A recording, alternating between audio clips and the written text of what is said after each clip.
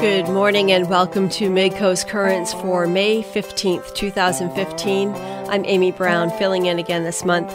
Today we bring you part 2 of Salted Tales, Stories from the Sea Told Live, an event that was held in Belfast in late March. Salted Tales was a joint venture of the Penobscot Marine Museum and the Colonial Theatre, where the event was held. The Colonial's Mike Hurley and Kathy Goldner from the Penobscot Marine Museum were the MCs. Michelle Crystal was born in New Hampshire, and Michelle has lived in 5 states and 3 countries, including serving in the Peace Corps in Cameroon. She received her MFA in creative writing from UMass Amherst, and her graduate manuscript focused on the voyage she took across the Pacific with her father, the chief mate of a 906-foot container ship. She lives in Frankfurt and works for international nonprofit Sustainable Harvest International. Come on up, Michelle.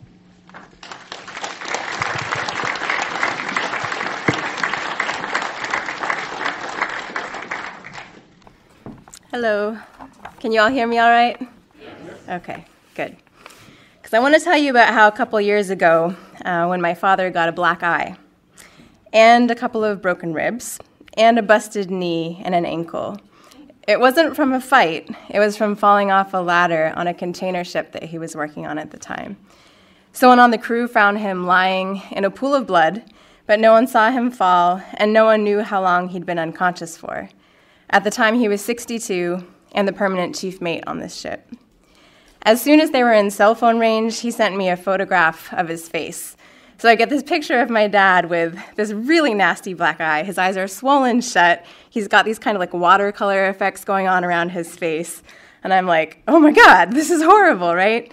So when he got back, he was supposed to go on another voyage after that one, but they were already coming back into California. And they said, no, you're not going back out to sea after that. You've got to come home for a little bit and take care of yourself. So he was evaluated by doctors who seemed to think that he was okay, while he and my mother went through an evaluation period of their own. Should he go back to sea? What were the consequences, financially, physically, and emotionally? According to the laws of his union, he'd have to work for a couple of more years if he wanted to have the pension that they'd sort of budgeted having for the rest of their lives. So together they decided that he'd resign from his position as permanent mate and go back to shipping off the board instead. And my father had come up the hawse pipe. So for those of you who don't know what that means, it means that he started as an able-bodied seaman without any training from a merchant marine academy, and started off as an AAB, but he had worked his way up to being chief mate, getting a lot of training along the way. So for years he'd shipped off the board, and he knew what that was like. So he decided he was going to go to New York to ship off the board this time. He had previously done that off the West Coast, but he thought East Coast would be better. It was closer to home. He'd be going across the Atlantic instead of the Pacific, which would be a change. And he was like, yeah, I'm going to get off the ship this time, because as chief mate, when he got into the ports in previous years, he was never getting off the ship. I mean, this guy he never got off. He had no fun anymore. So he sounded like he was really trying to psych himself up for this. It's going to be great. It's going to be great. And we're like, okay, all right. Okay, we believe in you, whatever you got to do. So his first morning, he goes to the Union Hall in New York and New Jersey, but nothing good had come in, so he was free to go back to his hotel. Now, my father's been going to sea since before I was born. He's always been somewhat of an adrenaline junkie, pushing himself to the limit. He had fought in Vietnam, and after he had gotten back, he had spent a lot of time hitchhiking across the country and hiking the highest mountain in every state. And it was during this time that he met my mother. And my mother, she's from London. She was sort of this bohemian, long red hair, etc. So they went on their first date to a zoo in San Diego and decided almost immediately that they were going to get married. So they did. And my mother happened to know someone at Zapata Marine. So that was how his career got started. He started working on oil rigs off the coast of Texas. But they didn't like Texas all that much, so they packed up all of their stuff in a pickup truck and drove across the country. They had packed their cat in the pickup truck as well. They lost their cat along the way at a gas station en route, but they ended up in a small town in New Hampshire where they bought a really small house that was really run down. It needed a new roof, needed lots of new work. And at the time, my mother was pregnant with my sister. So this guy, my father, has a pregnant wife, a falling down house that needs a roof. He needs money to get that roof back on, so what's the guy going to do? He's going to go back to sea, right? So, but anyway, back to New York. My father is back in New York, right? A week's gone by, no ships are coming in, but he's like, I had a really good meal today at this restaurant, and I'm going to the Natural History Museum today. So we're like, all right, cool. We were used to him shipping off the board, so we knew what it was like. And ever since I was really young, my dad has always promised my sister and I that he would take us to sea with him. He'd stand in our living room in the early morning, it would still be dark outside, and he'd have his big dark green sea bag over his shoulder, packed so tight it was like a punching bag. And he'd say, you can come with me next time. So my sister and I would be jumping up and down in our nightgowns saying, yay, yay! And he'd tell us that the cook on the ship wanted to know what kind of cereal we wanted to have so that they would be well prepared for us. So we're like, alphabets, frosted flakes, like all the sugary stuff that our mom would never, ever allow us. And it was like the excitement of having that sugary cereal and the promise of the chance that we'd get to come with him masked our sadness at him going away again. And I can't really speak for my mother about her excitement about the frosted sugar candy cereal, but anyway, all we really knew at that point was that he always went away with a totally clean-shaven face, and he always came back with a really hefty beard. And when he came home from sea in the 80s and 90s, he was always brimming with stories. Brown pirates in loincloths climbing up the anchor chains with daggers in their mouths, the Panama Canal, Singapore, Bougainvillea in Liberia, storms, and more storms. And he came home from Dubai with gold jewelry for us. He came home from Brazil with dolls with fruit piled high on their heads. He came home from the Straits of Malacca with his left hand all bandaged up. He told my sister and I that he was in a knife fight. And he told my mom they had gotten drunk and become blood brothers with one of his fellow sailors. He slipped on a steel beam up in the Aleutian Islands and cut his arm right down to the bone. 38 stitches. He had someone take a picture of him, and he put it on the fridge when he came home next to the to-do list. And this is a reminder of all of the risks that he took for us at sea, how hard he worked, lest we forget. The thing is that it was a choice. He loved the adrenaline. He thrived off of it, right? Which is part of why he was enjoying being back in New York, because he was about to get on this ship, going to the Union Hall every day, waiting to see what ship would come in, to see what country it would take him to. So it was really exciting for him to be back there. And, he had worked on fishing supply boats up in Alaska, places so remote that you'd have to take a helicopter to get to them and stop to refuel along the way. He had worked on Kuwaiti oil tankers during the Persian Gulf War. We never knew if he was ever going to come home during that time. We didn't know how long he would be away for. We had no idea. And many vessels in that same fleet that he was in went over mines and actually got blown up. I was in the 3rd grade when this was happening. So at this point in time, I was obsessed with neon colors, fashion, romance. And so when I was at school, it was really easy to forget about where my father was. But there were all these yellow ribbons on every tree lining the streets on the way between the school and my house. And at home, we were always shoveling. It was a long winter, somewhat similar to the one that we lived through this winter here in Maine. So my mother and my sister and I would be outside shoveling, and we'd come in and take a break. And my mom would just sort of sink into this chair at the dining room table, and she'd just start crying. And I'd go over with her and sit on her lap, and we'd both kind of sit there together and just comfort each other while she silently cried, looking out at the woods and wondering when and if he'd ever come home. But our family subsisted and somewhat thrived also, even without him, on this stoic romanticism. So he had the security of this warm and cozy family back at home, and we had this mysterious sailor father to think about. So there was somewhat of a symbiosis there. And this is that mysterious sailor father who was still in New York City, waiting for a ship, right? So at this point, several weeks had gone by, and he's still calling us to tell us about his New York experience.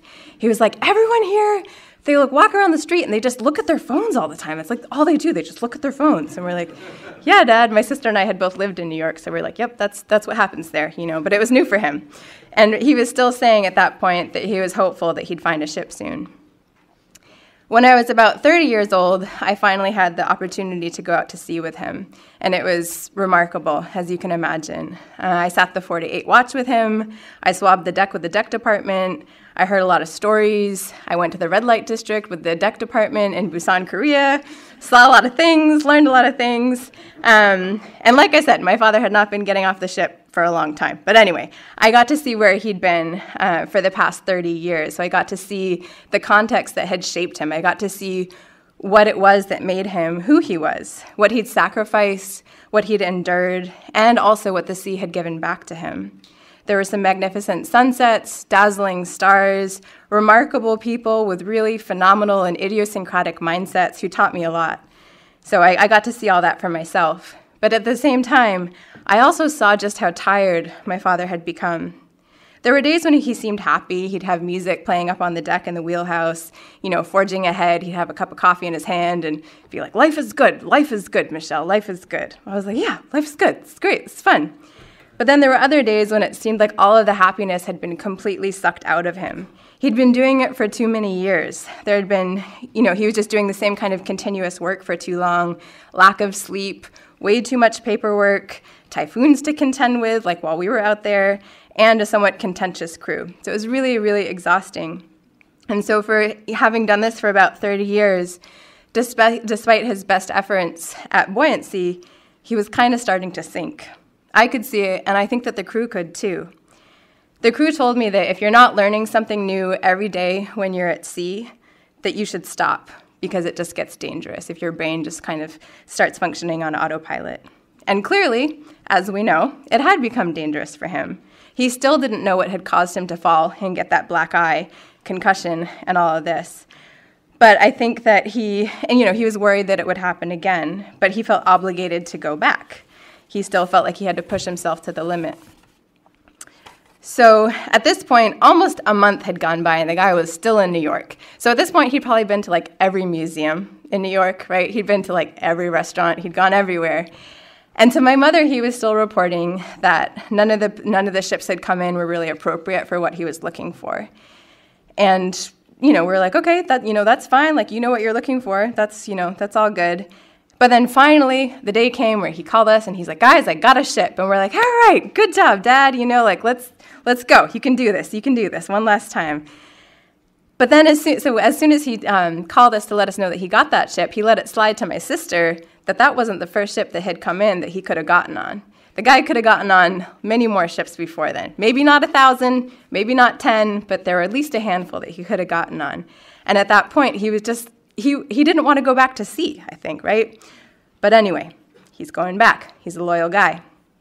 So this ship that he was getting on, the route was supposed to be going from New York over through the Mediterranean to Thailand, and he was going to be gone for over 100 days. But he'd done that plenty of times before. I'd seen him days after he'd done tours like that, and I was like, "Oh my God, who are you?" He'd be smoking a cigarette, and I thought that he had stopped doing that 20 years ago. Anyway, so he called us all. He said goodbye, and they set sail. But what I didn't realize when he was about to go on that voyage is that they were going to be stopping actually in Texas before they went across the Atlantic. So the same port from which his journey in the Merchant Marine had begun. And somewhere between Florida and Texas, my dad decided, I'm getting off. I'm done. At the time, my sister was pregnant with her first child. His oldest brother was gravely ill. And not only was he worried about his own safety at sea, I think he just wanted to be there for our family. So after informing the ship's captain that he'd be getting off the ship in Texas, he called my mother to tell her that he was coming home for good. And you all know, because I know who I'm talking to here, it's a familiar crowd, you all know that when a sailor finally decides to swallow the anchor, it's a hard thing. It's a hard thing for the family. It's a hard thing for the sailor himself. Joseph Conrad has written about this, about the abject terror that many sailors' wives live in of that day when their husband finally swallows the anchor and comes home, right?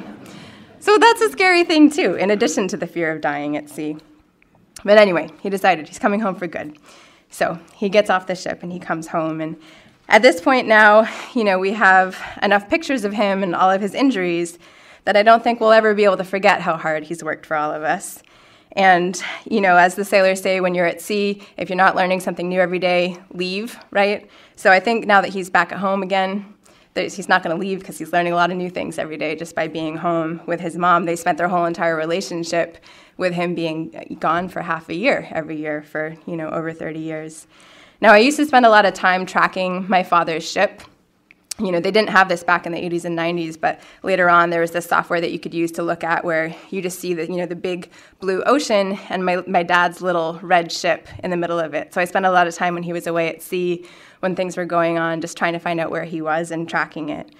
And every time I went to the ocean, I'd always look out and imagine him out there and think about him, think about my dad, think about it being on the sea. But he's not there anymore. He's back at home. And he used to send us these really cryptic messages before he'd go out to sea, where he'd, be like, "I love you, girls. We're in this together. I love you forever, no matter what happens." So every time he was going to sea, we're like, "Oh God, he's gonna die. He's gonna die." Anyway, and one of the last emails that he sent me when he was going on a voyage was like, "Hey, remember, the sea holds no quarter and expects no quarter." And despite the fact that he devoted more than half of his life to going to sea, I'm just so grateful that we didn't lose him out there. Thank you.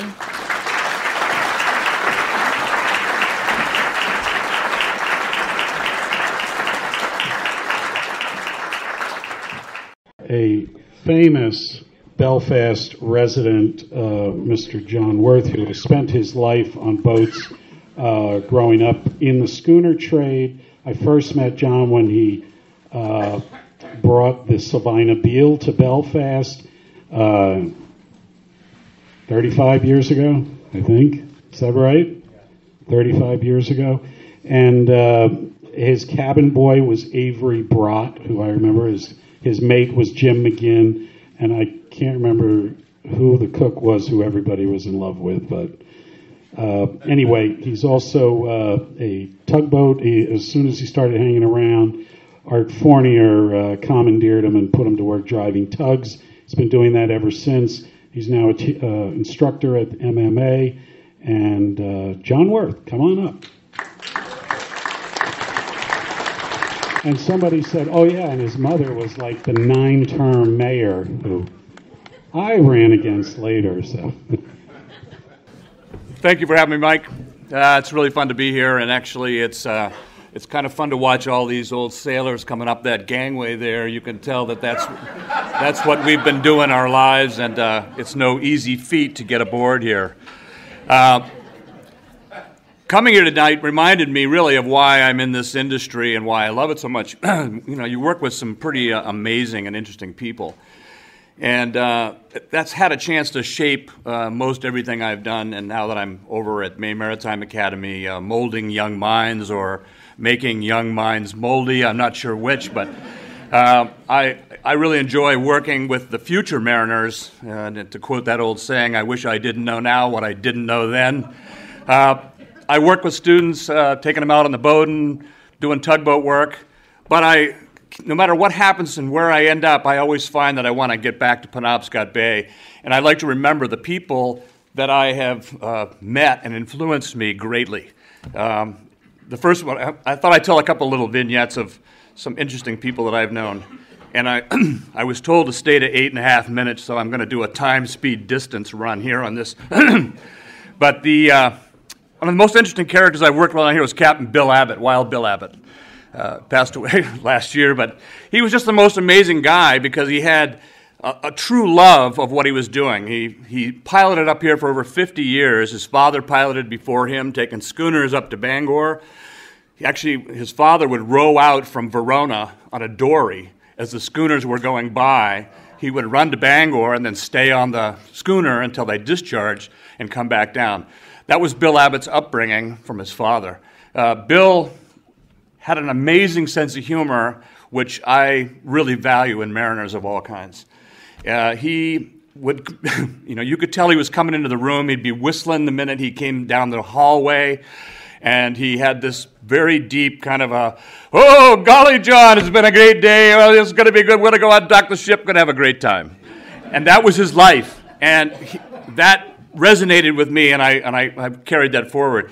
I remember one time, it was a winter pretty similar to this one, very cold, and Captain Bill Abbott's coming up on a freighter, and it was really cold where I was, and all of a sudden Bill gets on the radio and goes, "Hey, Johnny, guess what I just saw?" I said, "No, what'd you see, Cap?"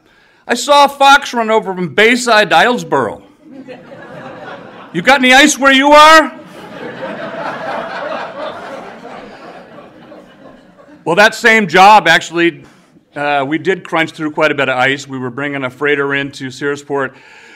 You know, Bill brought ships of all types, tankers and freighters, gasoline. If you have home heating oil, anything, Bill Abbott probably was piloting that ship for a lot of years. But that particular job, he was getting a little older. Sometimes you get a little confused. So when you dock a ship in Searsport, you have two tugs, one on the bow, one on the stern. And I was generally on the Browne F on the bow. But that night, I had, for one reason or another, gotten on the Bronx on the stern. We're making the approach in, and Bill's given his very calm, always calm discussion of going in there, giving his commands. And he wanted the bow tug to push, but he said, "John, come ahead full." Well, I was on the stern tug, so I blew my horn, and Bill came immediately on the radio, and he goes, "Right church, wrong pew."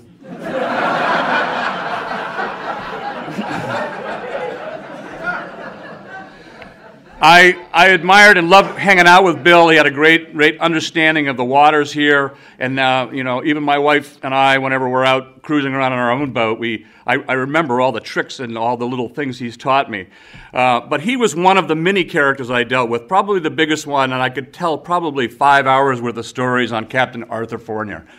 Arthur passed away last year, and it's very sad because he had a great influence on my life, gave me some really great breaks in the industry. He was affectionately known by others as Captain Sweet.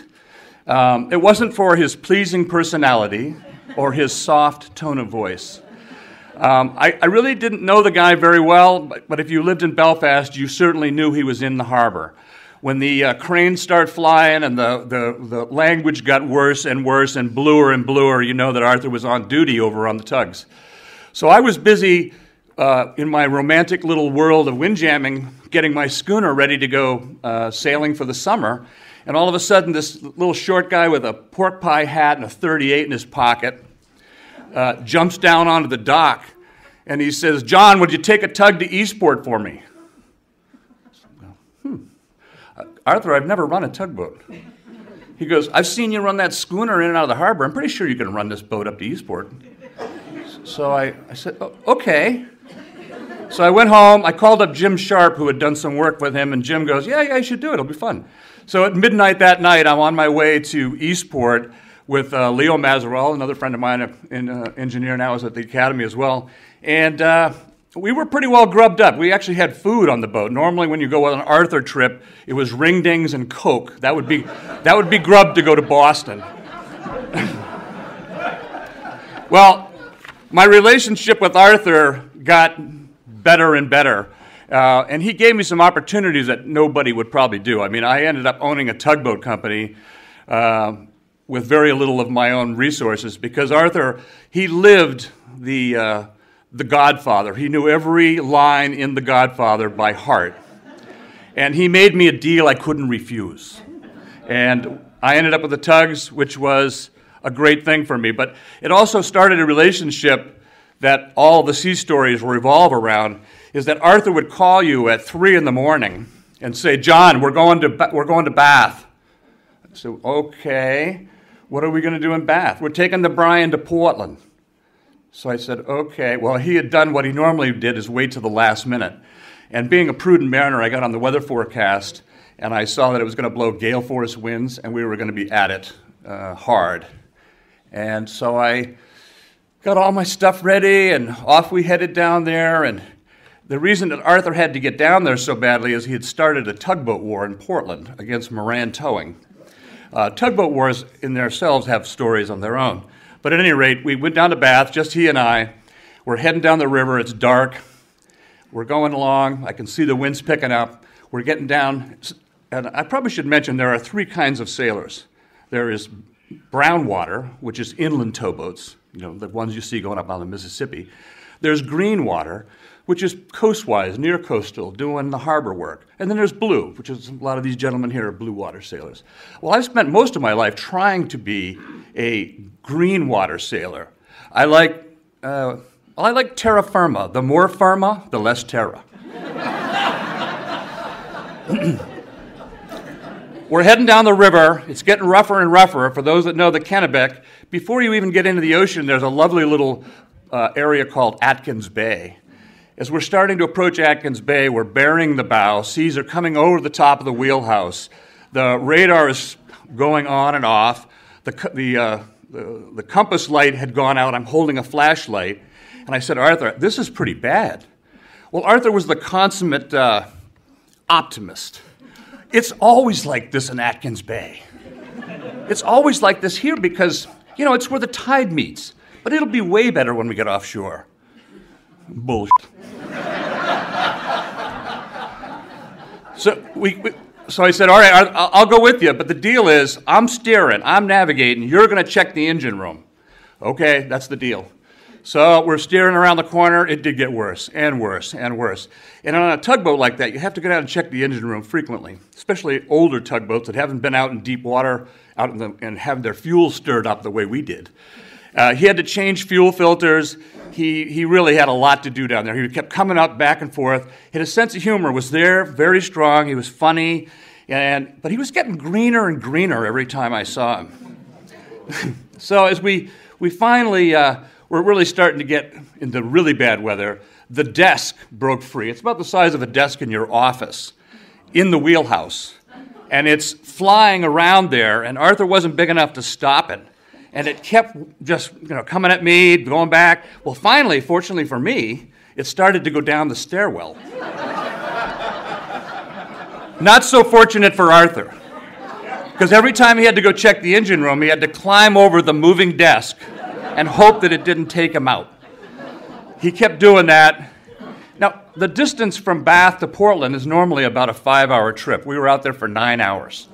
I don't get seasick, and I especially don't get seasick when I'm scared shitless, and I was. I'm hanging on. Things are falling down, chairs are going everywhere. Arthur's getting greener and greener. He'd never gotten seasick in my presence. About his 4th trip up, his face was totally green. The window went open, and out it went. Fortunately, my wife had sent along some Christmas bread, and we had something to eat, to replenish.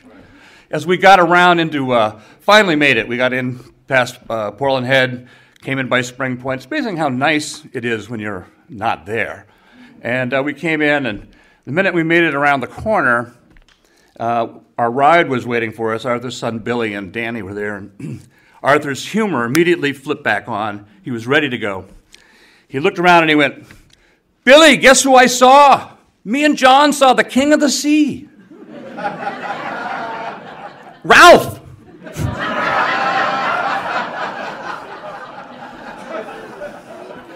Arthur never.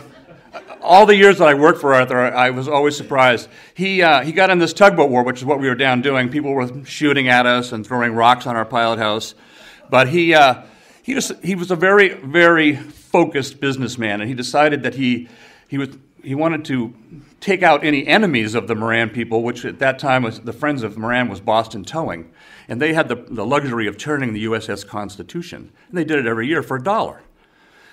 So Arthur decided that he wanted to do that and put it in their face, so he did it for a penny. He filled out all the federal documents, got the contract, and did it for a penny. So my wife and I had the pleasure of taking the oldest documented naval ship in and out of the harbor as it turned. They turned it to protect it from the sun. Well, a year later, Boston Towing was not going to hear of that again, ever. Ever. Ever. So they took their federal contract, and they said, "We'll do the Constitution for nothing, but we already have the contract to tow everything else." So, done. Arthur was never going to get that job again. He set up a wholly owned woman subsidiary, and he bid the contract, and he won it again. Only this time he called them up, and true from the Godfather form, He said, "I don't want to do the Constitution. I just wanted you to know I could." That's my story.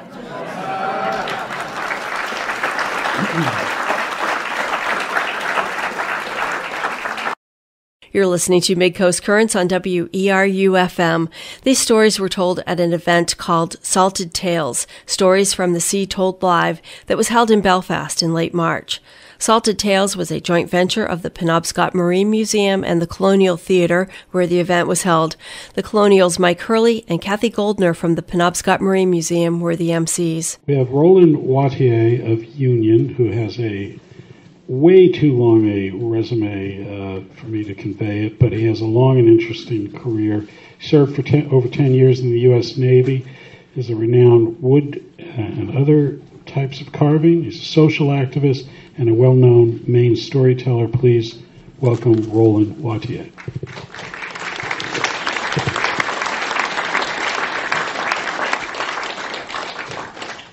With Mr. Wattier's permission, we've edited his presentation for length, and we start here with the final story he told at Salted Tales. Everything seemed to go pretty well. We had a good time in Hong Kong, wonderful port. And on 27 October 1966, at 06:30 in the morning, I'm in my intelligence spaces. All the charts are ready for the pilots to come in. We're planning their flight path. And what happened was we just made coffee. We sailors run on coffee. We really do. And I have a love affair with coffee because coffee saved my life. We just filled the 20-pot coffee maker, and it's bubbling away. In walks Lieutenant Cohen, and he checks his charts and everything else and asks if there are any changes, and I said no. He said, give him hell, And out the door he went. Well, then Marv Covey and Barry Beret comes in. They're my co-workers, and we're all about the same rank. And prior to leaving port, going to firefighting school and that type of thing, I had forced these two guys to do blind evacuation drills until they hated me for it. And I couldn't get them to do it anymore.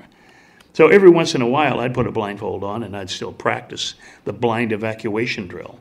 I still remember it today, out the port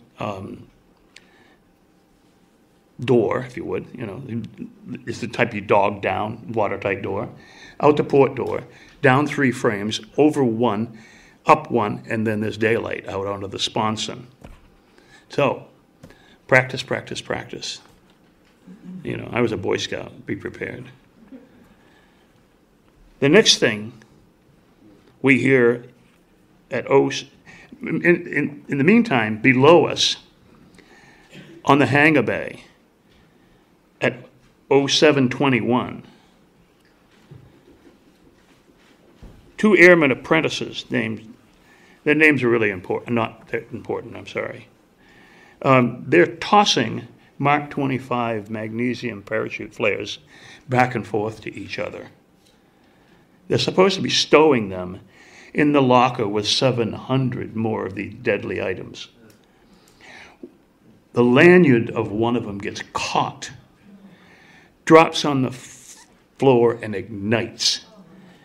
Nothing on Earth can put out magnesium except piling sand on top of it and a new substance that came out a few years later. Actually, some of that substance had been over in QB Point and had been stacked up there, but they were too busy sending bombs out so we could raise hell. And they never did get the Purple K out to the fleet. So here we are with a live magnesium flare that's 5 feet long, 3 inches in diameter, and it's just been torched off. When you take and you strike a flare, for those of you who aren't sailors, and you throw it on the ground, how fast that ignites? Well, this is even faster.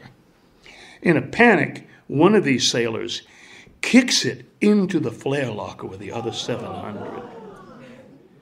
And he dogs down the door as fast as he can. This locker has 1-inch thick steel walls. And this is happening while we're up. I'm giving you both places. I wasn't a witness to that, but I was there shortly after.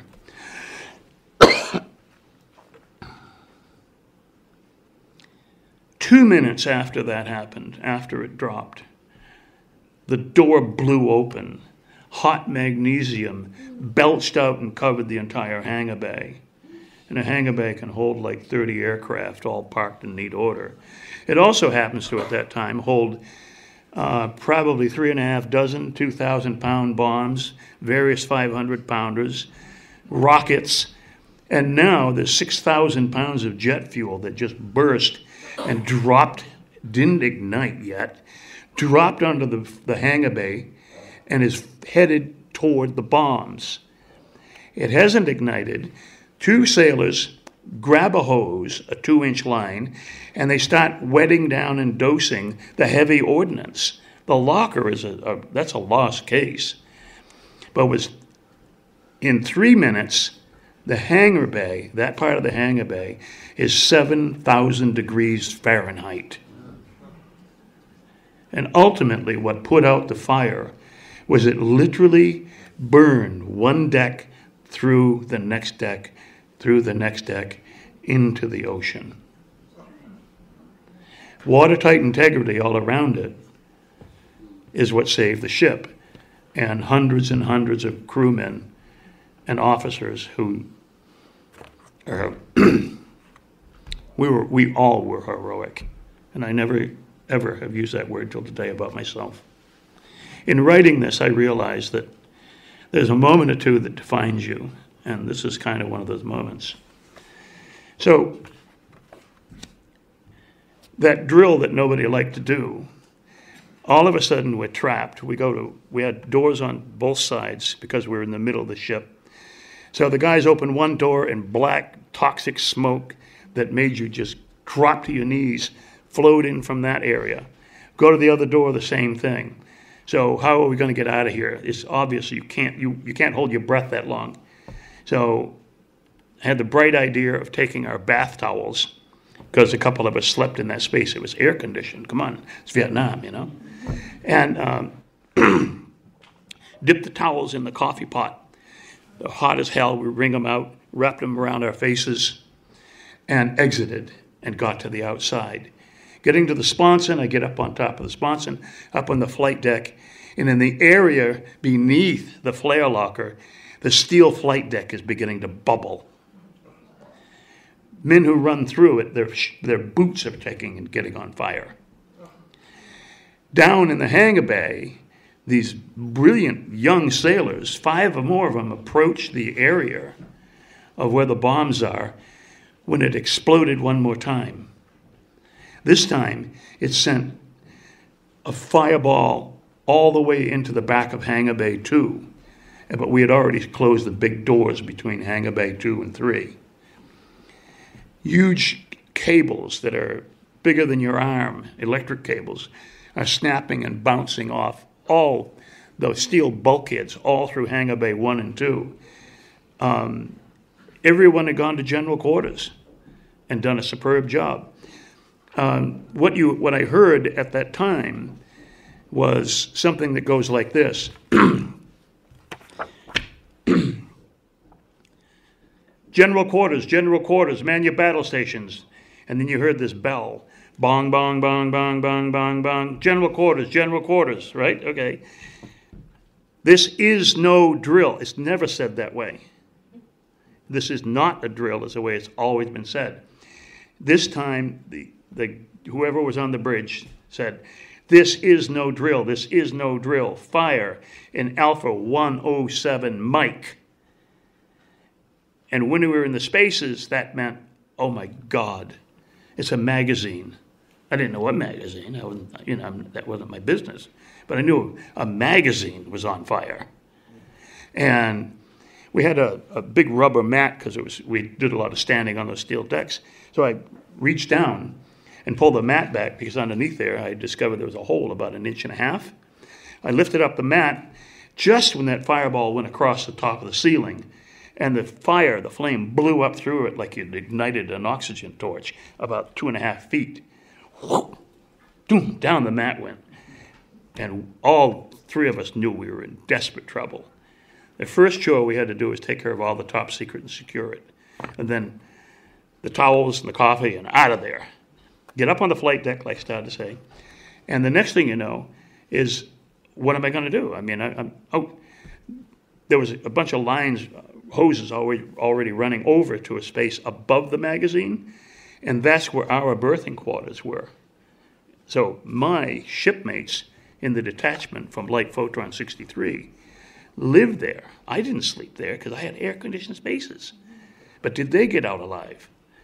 Well, in the end, we lost 44 dead, 38, and witnessing this stuff was really hard. Severely burned. Triage is going on the flight deck aft a little bit. The dead bodies are there. I had to cross over past that. I get down into where the berthing spaces are, and they're putting together a fire team. And all of this has happened in less than 6-7 minutes. I put on an oxygen breathing apparatus. Today, firemen have much more sophisticated equipment. And I headed in on a rescue team, and I'm second man on a 2-inch hose. My job is to control it. Pitch black. If you touch the walls, you would burn the sleeve of your jacket. It would be like, shh. And it's just stupefying heat in there. I've never experienced anything like that. Like throwing into a volcano, I guess. I don't know. I'm in about 9 frames, and my oxygen breathing equipment quits. So if you're a diver, like someone was, the first thing that happens when you try to take a breath and your gear is quit is it sucks in, and it's already suffocating you anyway. So your brain says, okay, cool, be cool, you know. So you can't breathe out, you can't breathe in. Try to breathe in one more time. Well, guess what, folks? The next thing you do is you tear the effing thing right off your face. The toxic gases in the smoke that magnesium and everything else burning, dropped me straight to my knees immediately. It just went right straight down. Could feel it searing the lungs and the vocal cords. Grabbed hold of the fire hose and tried to make my way back through. I got just about a frame because I could see daylight from the entrance opening when I was overcome, and I fell right there in a bunch of foam. And other sailors grabbed my arms and pulled me out onto the gun tub. Now, while I'm in the gun tub laying in this foam, I vomited and all that. I look around, and guys are taking these huge shells from the anti-aircraft guns and passing them right over the top of me. It's like, stay there, buddy, you know. So I pulled myself together. I got up. I grabbed another oxygen breathing apparatus, and I asked the bosun first class that was there. I says, "Is this one going to work? God damn it!" And he says, "It doesn't matter. You're not going back in." And he refused to let me get in. From that point, I wandered out toward elevator 1, where they were dumping helicopters over the side and dumping all these bombs over. And if you can try to imagine what it's like to witness young sailors who have no stake in this at all, except we're all on the same little planet at this time, grabbing bombs and literally throwing them over the side. Superhuman strength being exhibited that you would never possess elsewhere, any other way. And so then, 7 hours later, we had men trapped way down below. Took hours to reach them. Their skin had been burned off their bodies. They were in little tiny cramped spaces. They're running out of air. The captain had to tell a group of guys that were in the public affairs office that he was going to completely flood every compartment all the way around them. And Hope to see you on the other side. And they flooded the whole area. That's a command decision. They did not get out. Other guys did get out. And there were all these amazing, heroic stories going on everywhere at the same time. And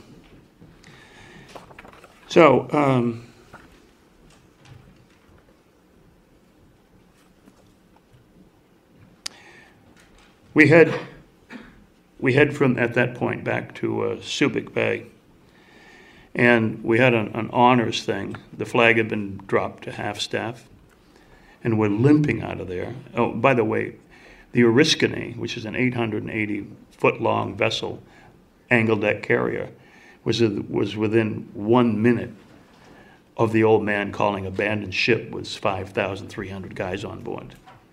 She was listed so bad before the pumps finally stabilized her. The next thing is we're all in dress whites, and we're watching endless lines of flag-covered shipmates going down the gangplank, being carried, and loaded straight onto aircraft on the pier, because it's a huge naval facility, and they can do that. And they were put into the aircraft and flown back to the States. 1 week later, 3 destroyers in our carrier, heading back to America, come to almost a dead stop.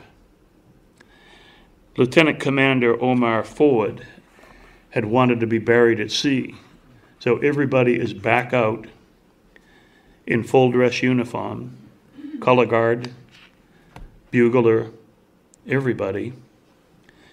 And what he did was, there is a thing in the Navy that's called the last watch, and it's a symbolic ringing of the bell when your watch is over, and his was. So as they lifted the board from horizontal to 45 degrees, you heard the bell ring twice, 3 times.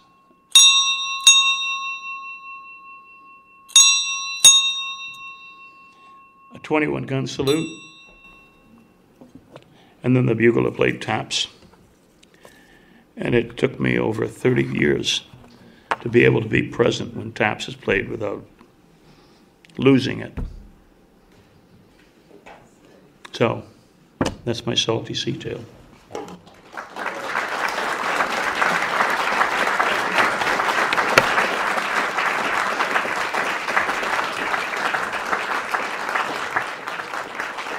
Paige Ziegler of Montville served as master and chief, and including the research vessel Morris Ewing. 2001, Piraeus, Greece. Okay, everybody knows where that is. You're in a research vessel. She's 290 feet. We're loading on science gear. We're loading on some scientists. We're loading on a security consultant. We get the boys and girls out of the bars, and we head south. We're headed to Egypt, going through the Suez. We're going to go through the Red Sea. We're going to go to Djibouti. That's right. That's where it is. We're going to pick up a chief scientist, and we're going to do a months-long survey of the Gulf of Aden and its currents. Okay. Usually, merchant ships don't carry security consultants. We don't carry weapons. We're chicken shits. We get paid well, and we don't want to get shot at. But the thing is, this survey is going to be within 12 miles of northern Somalia. 2001, northern Somalia is not where you want to go, not if you're on a research vessel. We got to Djibouti. Well, I went ahead of myself because of the time.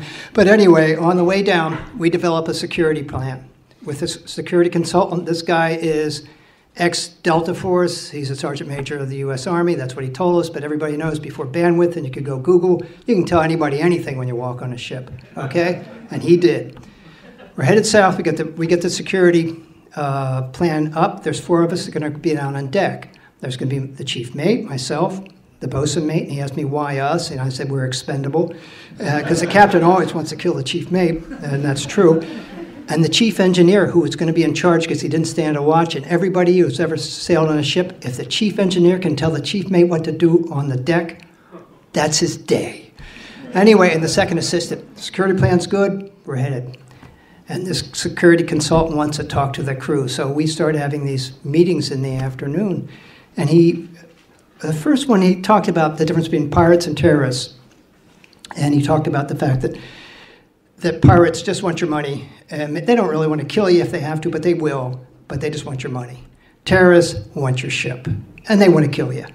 And he said they also want to turn your vessel into a weapon if they can, like an LNG tanker. He said, we've been talking about this in the Army for a while, like turning airplanes into weapons. This is August of 2001.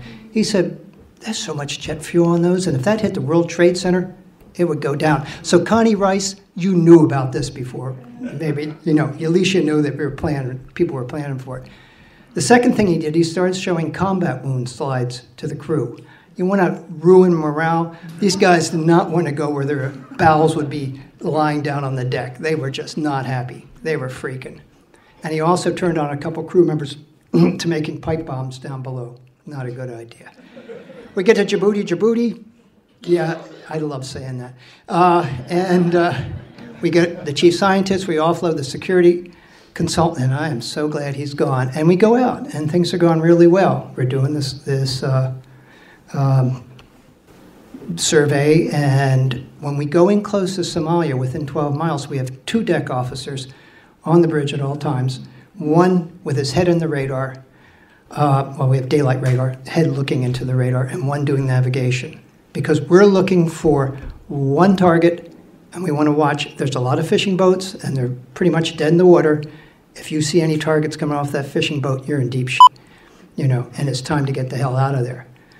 So we're doing that, and I get a call from the bridge, and the captain said, come on up. And I went over the radar, and I saw it. There were 2 fast boats. The best we could do would be 11 knots. The best they could do is 25 knots. You can do the math. And 2 of them are headed towards us. Okay, we had gear over the side. We were dead in the water. We had what they call CTD, and it was collecting water samples. We had to pull it up as fast as we could. I yelled to the bosun as I went down the deck, get the guillotine, cut the fucking wire. I'm sorry, I had no F-bombs. And I'm 65, and I just lost my train of thought. Okay, so the chief engineer's down there. He's on the deck. We're putting up 2 fire hoses. We're trying to pull, the science party is trying to pull that gear up as fast as they can so we can turn around and head out of there. There was one scientist. She was an exquisite woman. She had been an ex-model in Switzerland. She was so statuesque that day that we actually had to pick her up and carry her off the deck. She was frozen. She was so scared. Everybody's off the deck, and all of a sudden the boats come. AK-47s, rocket-propelled grenades, they start firing at us. We hit the deck, we crawl to the only door open. Bosun gets in, I get in, I look out, chief engineer's on his belly. I loved it. See that chief engineer sweating, it made my day. I thought, kill me now, God. I really feel good. I yelled out to him, I said, Chief, what's going on? He said, we got more than just us 4 out here, we got a 5th one. We had an ordinary seaman, he was an ex-fireman from New York, and I know why he was an ex-fireman. He ran out there with a fire extinguisher, a 10-pound dry chem, to fight off the pirates. You need a 20-pound CO2. He didn't know that. And anyway, the guys out there risked their life to get him back in, but we got him in. We said, hey, this is cool. This is great. And the second assistant engineer is in. He shuts the door. There's a window in the door. And we're all going, yeah, we made it. And he said, oh, no. And we see this propelled rocket hit the back. And thank God, they had, in Somalia, the weapons are really not in good shape. And it bounced off, and we watched it explode in the water. And either that or we're all dead, and we're in heaven. I'm telling the story. But anyway, so that's it. the ship is moving. We're doing our 11 knots. These guys are circling us. The vessel has really low freeboard. It does come in a counter like this, and you could get sucked in, but I don't know why the hell these guys aren't boarding us. You know, you all saw Captain Phillips. I mean, they can board a container ship, a tanker, no problem. I don't know why. They just keep firing at us. Nonetheless, I call up on my radio to the bridge, and I say, I'm going to walk the decks and make sure everybody's off. How's things going? The second mate had called the Navy in Bahrain. We were in under the U.S. auspices. We were a U.S. government-owned vessel, and the Navy wouldn't come and get us. Sorry, my brother-in-law's ex-Navy, but, I still hold that against you, okay? You know who was coming? The French Foreign Legion. Two choppers out of Djibouti, and they were, I ate French fries. I never ate freedom fries. Those guys were on my... I walk the decks. I'm trying to clear it. There's a few scientists, young guys, they're not going to die. They don't care. But I get them in. The crew's locked down. They're sweating it out. And I walk around. There's the messman. And he's standing there, and he has a Bible in his hand. I go, what the hell's going on here? And I said, what are you doing? He said, I think I can convert these guys. I said, listen, buddy, the only thing you're going to convert is you're going to convert yourself from a Christian to a dead Christian, and you're going to convert yourself from an employed messman to a fired messman if you go out. And he said, oh, and he walked in. And that was a day that the chief mate trumped Jesus. Goddamn right. So, quickly I was walking around, the thing about whether you're going to die or not. I've been in other situations where I did think I was going to die, and there's a little bit of time. If you've done all you can, the adrenaline's gone, and you just think about it, you start saying goodbye to the people, And there was another woman, AB, and I hawse-piped it, which meant I didn't go to the maritime school, but I had a BA, and I went to this small school in central Pennsylvania, which was famous for turning out inept presidents and lawyers. That's about all it did. It never turned out one seaman. But she, the AB, came from that same damn school. I didn't know her. There were two of us, and I thought, this is going to make a hell of an obituary column in our alumni news. They don't even know what a seaman is, and two of us are dead at the same time. Oh, okay, my 8 minutes is up.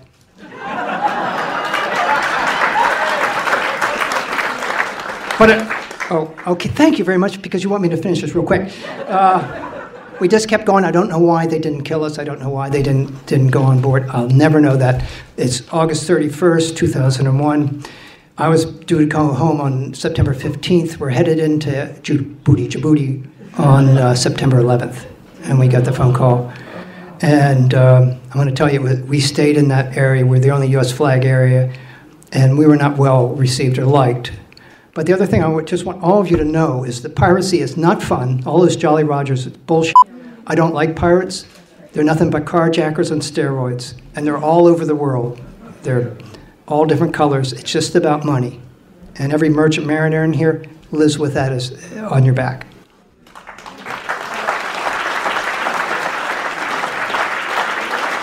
And I'm taking swag.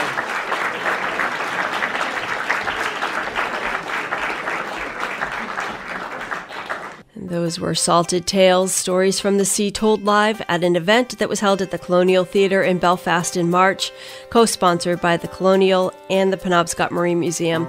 Part 1 aired here on Mid-Coast Currents last month and is now available on our archives at weru.org.